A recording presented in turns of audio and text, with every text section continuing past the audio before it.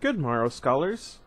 Welcome back to Star Wars: Heir to the Empire. I feel like I should have done some push-ups before I started doing my readings, and I forgot to get some water. So this is going to be a bit of a doozy. Anywho, we are in Chapter 8, page 85. For a long minute, Grand Admiral Thrawn sat in his chair, surrounded by his holographic works of art, and said nothing. Pelion kept himself at a motionless attention, watching the other's expressionless face and glowing red eyes, and trying not to think about the fate couriers of bad news had often suffered at the hands of Lord Vader. All died but the Coordinator, then? Thrawn asked at last. Yes, sir, Pelion confirmed. He glanced across the room to where Kaboth stood, studying one of the wall displays, and lowered his voice a bit. We're still not entirely sure what went wrong. Instruct Central to give the Coordinator a thorough debriefing. I think debriefing here means interrogation.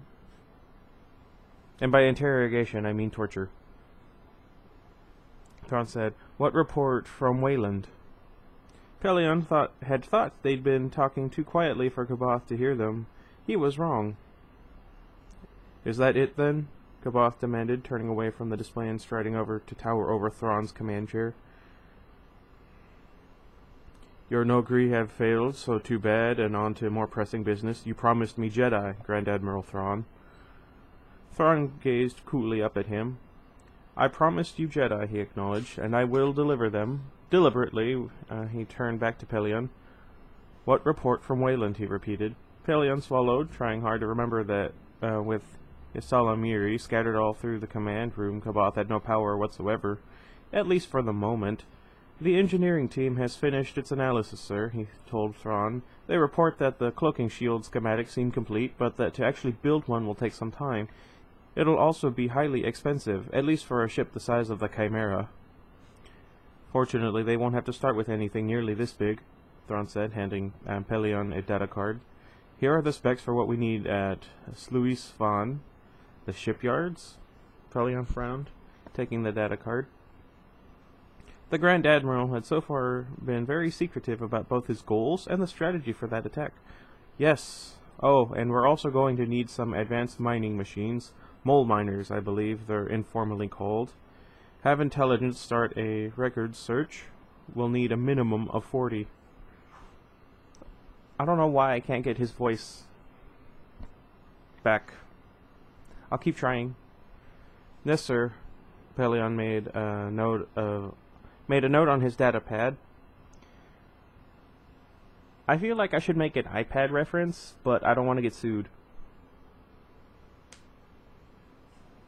Where was I? Oh. One other thing, sir. He threw a quick glance at Kaboth.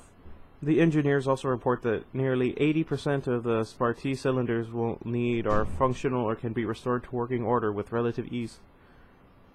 Sparti cylinders? Kaboth frowned. What are those? Just that other little bit of technology I was hoping to find in the mountain.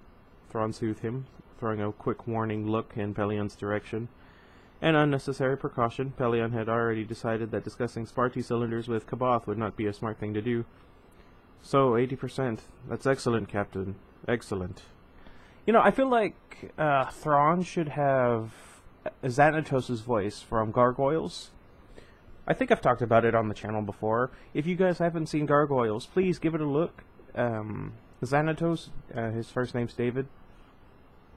It was an amazing, not outright villain, for the most part, in that he never did most of what you would expect from, like, your typical corrupt corporate executive, evil overlord type.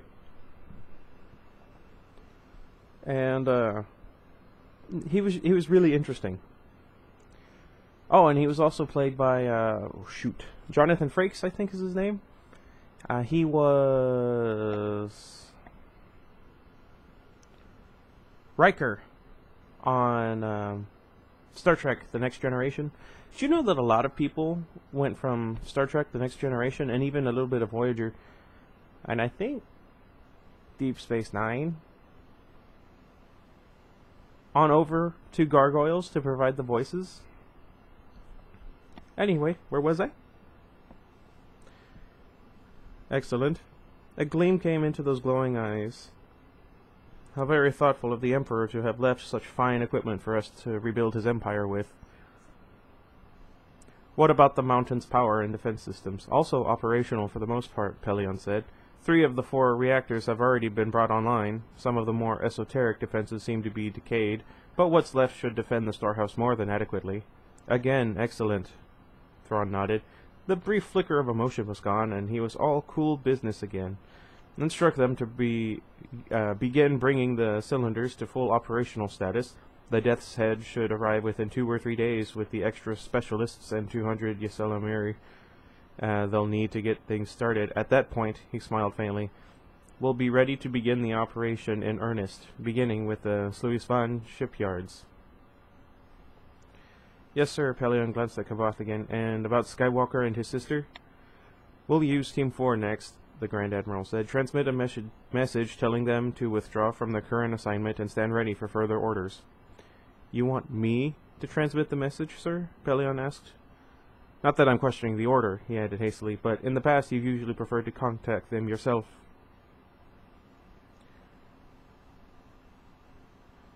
Thrawn's eyebrows lifted slightly. Team 8 failed me, he said softly. Sending the message through you will let the others know how displeased I am. And when Team 4 fails you, Kavath put in, they will, you know. Will you be merely displeased with them too, or will you admit your professional killing machine simply can't handle a Jedi?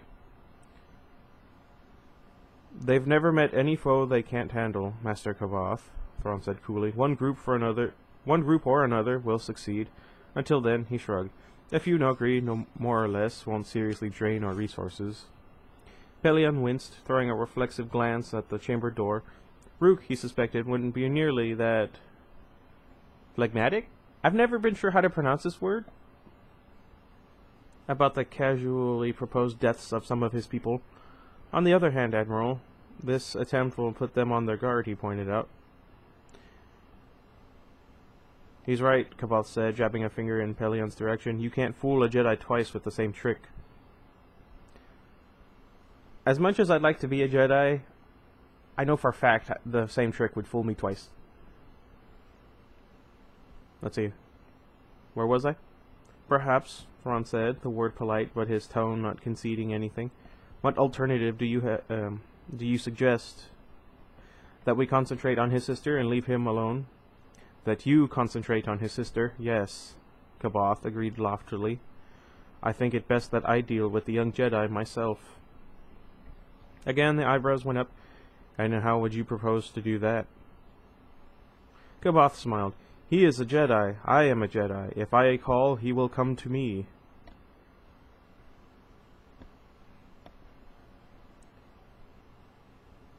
For a long moment, Thrawn looked up at him. I need you with my fleet, he said at last. Preparations for the assault on the Rebellion's Sulius-Van space dock facilities have already begun. Some of the preliminaries to that assault will require a Jedi Master's coordination. Kavath drew himself up to his full height. I do that sometimes too.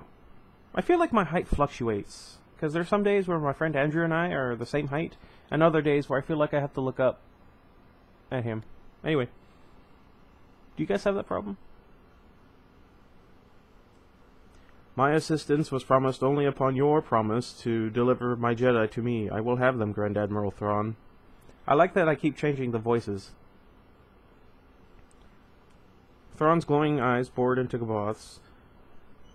Does a Jedi Master go back on his word then? You know that obtaining Skywalker for you might take some time. All the more reason for me to begin now, Kavath shot back. Why can't we do both? Pelion cut in. Both looked at him. Explain, Captain, Thrawn ordered, a hint of threat audible in his tone. Pelion gritted his teeth, but it was too late to back out now. We could begin by starting rumors of your presence somewhere, Master Kavath, he said. Some sparsely populated world where you might have lived for years without anyone really noticing. Rumors of that sort would be certain to make their way back to the Rebellion, he corrected, glancing at Thrawn, particularly with the name Jorus Kavath attached to them. Kavath snorted. And you think that on the strength of an idle rumor he'll rush foolishly to find me? Let him be as cautious as he likes, Thrawn said thoughtfully, the threat gone from his voice. Let him bring half the rebellion's forces with him, if he chooses. There will be nothing there to connect you to us. Pellaeon nodded. And while we find a suitable planet and start the rumors into motion, you can remain here to assist with the Sulis Van preliminaries. Hopefully their response to our activities will keep Skywalker too busy to check out the stories until after the Sulis Van part is over. And if not, Thrawn added, we'll know when he makes his move, and in plenty of time we'll get you there ahead of him. Kaboth murmured, stroking his long beard, his gaze drifting off into infinity and beyond. I couldn't resist. Pellaeon held his breath, and after a minute the other abruptly nodded. Very well, he said. The plan is sound. I will go to my chambers now, Grand Admiral Thrawn, and choose a world from which to make my appearance. With an almost regal nod to each of them, he strode out. Congratulations, Captain, Thrawn said, eyeing Pellaeon coolly. Your idea seems to have caught Master Kaboth's fancy. Pellaeon forced himself to meet that gaze. I apologize, Admiral, if I spoke out of turn. Thrawn smiled faintly. You served too long under Lord Vader, Captain, he said. I have no qualms about accepting a useful idea merely because it wasn't my own. My position and ego are not at stake here. Except, perhaps, when dealing with Kaboth. Yes, sir, Pellaeon said aloud. With your permission, Admiral, I'll go prepare those transmissions to the Wayland and Nagri teams. At your convenience, Captain, and continue to monitor the preparations for the Sluis Van operation. Thrawn's glowing eyes seemed to bore into his. Monitor them closely, Captain. With Mount Tantis and Sluis Van both, the long path to victory over the rebellion will have begun, with or even without our Jedi Master. In theory, inner council meetings were supposed to be a quieter, more casual sort of encounter than the more formal, provisional council things. In actual practice, Han had long ago found out, an inner council grilling could be just as rough as being raked over the fires by the larger group. Let me get this straight then, Captain Solo, Borsk Phalia said with his usual oily politeness. You, alone, and without consultation with anyone in official authority, made the decision to cancel the Misari mission. I've already said that, Han told him. He felt like suggesting to the Bothan that he pay better attention. I've also stated my reasons for doing so. Which... Hang on. Which, in my opinion, were good and proper ones, Admiral Akbar's gravely voice interjected in Han's support. If I could do a Scottish accent, I feel like it would be a better Akbar impression. Interjected in Han's support. Captain Solo's duty at the point was abundantly clear, to protect the ambassador and his charge, and to return safely to alert us. Alert us to what? Freya countered. Forgive me, Admiral, but I don't understand what exactly this threat is we're supposedly facing. Whoever these gray-skinned beings were, they clearly weren't considered important enough by the old Senate to even be included in the records. I doubt a race that insignificant is likely to be capable of mounting a major offensive against us. We don't know that that's the reason they aren't in the records, Leia put in. It could simply be an oversight, or gap damage. Or else a deliberate erasure, Luke said. Phalia's fur rippled, indicating polite disbelief. And why would the Imperial Senate want to erase the records of an entire race's existence? I didn't say it was necessarily the Senate's idea. Luke said, maybe the aliens themselves destroyed their records. Phalia sniffed. Far-fetched. Sorry. I really like Pokemon. Anyway. Even if it were possible, why would anyone want to do it? Perhaps Counselor Organa Solo can answer that, Mon Mothma interjected calmly, looking at Leia. You were more involved in the informal side of the Imperial Senate than I was, Leia. Would such a manipulation have been possible? I really don't know, Leia said, shaking her head. I never got all that deeply into the actual mechanics of how the Senate's records were handled. Common wisdom, though, would suggest that it's impossible to create a security system that can't be broken by someone determined enough to do it. That still doesn't answer the question of why these aliens of yours would be that determined, Phalia sniffed. Maybe they saw the Old Republic's coming demise, Leia told him, her voice starting to sound a little irritated. They might have erased all references to themselves and their world in hopes of the rising empire not noticing them. It does make sense. Fela was fast, all right. Han had to give him that. In that case, the Bothan smoothly switched gears. Perhaps a fear of rediscovery was all that motivated this attack as well.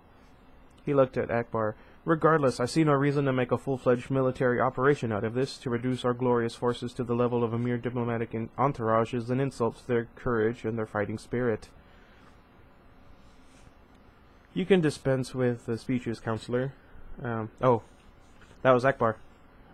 So, you can dispense with the speeches, I was going into Yoda. Akbar rumbled. None of our glorious forces are here to be impressed by them. I say only what I feel, Admiral, Fela said with an air of wounded pride. With that air of wounded pride, he did so well. Akbar's eyes swiveled toward Fela. I wonder, Leia spoke up quickly, if we could get back to the original subject here. I presume it hasn't escaped anyone's notice that whatever their motivation, the aliens were ready and waiting for us when we reached Bimasari. We're going to need tighter security for these missions, obviously, Akbar said. At both ends, your attackers did suborn, a local Bim politician, after all. All of which will cost that much more time and effort, Fela murmured, a section of his fur rippling. It can't be helped, Mon Mothma said firmly. If we don't protect our negotiators, the New Republic will stagnate and wither. Accordingly, she looked at Akbar, you will deal with a force to accompany Counselor Organa solo on her trip back to Bimasari tomorrow. Tomorrow? Han threw a sharp look at Leia. Got an equally surprised look in turn. Excuse me, he said, raising a finger. Tomorrow? Mon Mothma looked at him, an expression of mild surprise on her face. Yes, tomorrow. The Bims are still waiting, Captain. I know, but what Han is trying to say, Leia jumped in, is that I had intended at this meeting to ask for a brief leave of absence from my diplomatic duties. I'm afraid that's impossible, Mon Mothma said with a slight frown. There's far too much work to be done. We're not talking about a vacation here, Han told her, trying to remember his diplomatic manners. Leia needs more time to concentrate on her Jedi training. Mon Mothma pursed her lips, throwing glances at Akbar and Fela. I'm sorry, she said, shaking her head. I, of all people, recognize the need to add new Jedi to our ranks, but for now there are simply too many urgent demands on our time. She looked at Fela again, almost, Han thought sourly, as if seeking his permission. In another year, possibly sooner, she added, glancing at Leia's stomach, we'll have enough experienced diplomats for you to devote the bulk of your time to your studies, but right now I'm afraid we need you here. For a long, awkward moment, the room was silent. Akbar spoke first. See, I like that, because then I know what voice I should be using. If you'll excuse me. No, that's... I'll go and have that escort force prepared. Of course, Mon Mothma added. Unless there's something more, we stand adjourned. And that was that. Jaw clenched tightly, Han began collecting his data cards together. You alright? Leia asked quietly from beside him. You know, it was a lot easier back when we were just taking on the Empire. He growled. He threw a glare across the table at Fela. At least then we knew who our enemies were. Leia squeezed his arm. Come on, she said. Let's go see if they've gotten 3PO cleaned up yet. Okie dokie. That was a shorter chapter than I thought it was going to be. Thank you guys for watching. Real quick, just so somebody knows, I guess, I was having really tough chest pains. Like, it was like concentrated right here. I felt like it was being squeezed. My ribs, or my what's it called? Sternum? Anyway, all this right here, it felt like it was being crushed. And I wanted to rip open my chest in an effort to breathe again. Which is a pretty graphic image, and I didn't come up with it. It happened to the Silver Surfer in one of the,